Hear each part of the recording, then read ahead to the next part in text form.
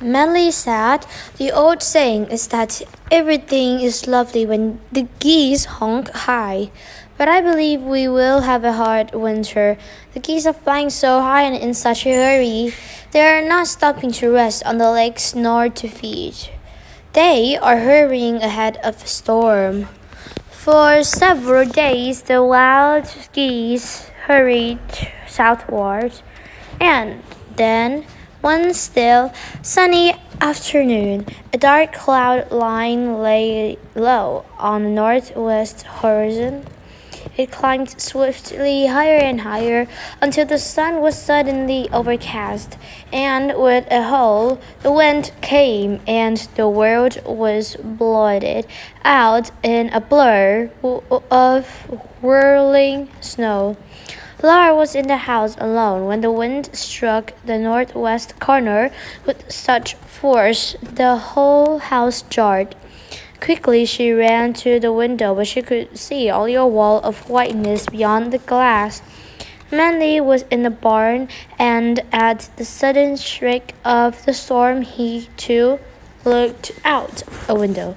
Then, although it was only mid-afternoon, he fed the horses and cows for the night, milked the heifer in the little pail in which he had taken out some salt, and shutting the barn door carefully and tightly behind him, started for the house.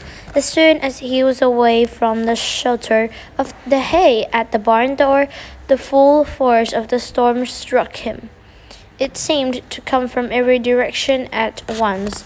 Whichever way he turned his head, he faced the wind.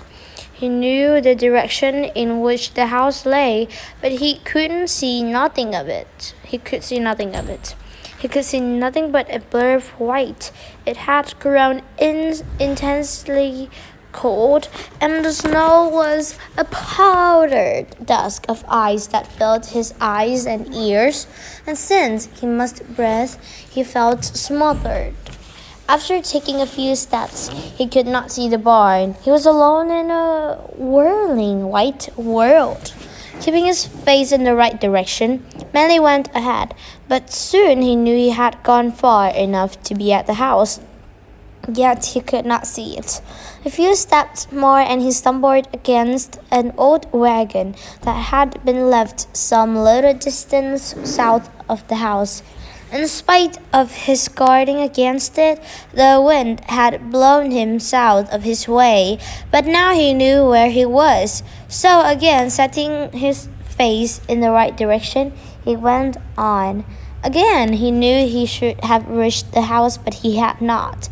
If he should become hopelessly confused, he might not find it at all, but wander out on the open prairie to perish, or he might even freeze within a few feet of the house before the storm was over. No shout of his could be heard above the wind. Well, he might as well go on a little farther. No use standing still. Another step, and his soldier just lightly brushed something. He put up his hand and touched the corner of a building. The house! He had almost missed it and headed out into the storm. Keeping his hand on the wall, he followed it and came to the back door. Blown in with the storm, as he opened the door, he stood and blinked the snow from his eyes in the warmth and shelter of the house he had so nearly missed. He still clutched the milk pail. In the struggle with the storm, he had not spilled the milk because it was frozen. For 3 days and nights, the blizzard raged. Before Manly went to the barn again, he followed the house wall to where the long rope clothesline was tied at the corner. With his hand on the rope, he followed it to the back of the house.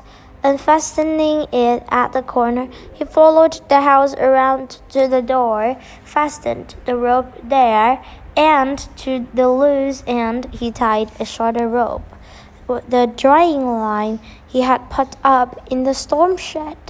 Now, unrolling the rope as he went, he could go to the haystack at the barn door, make the rope fast, and follow it back to the house safely.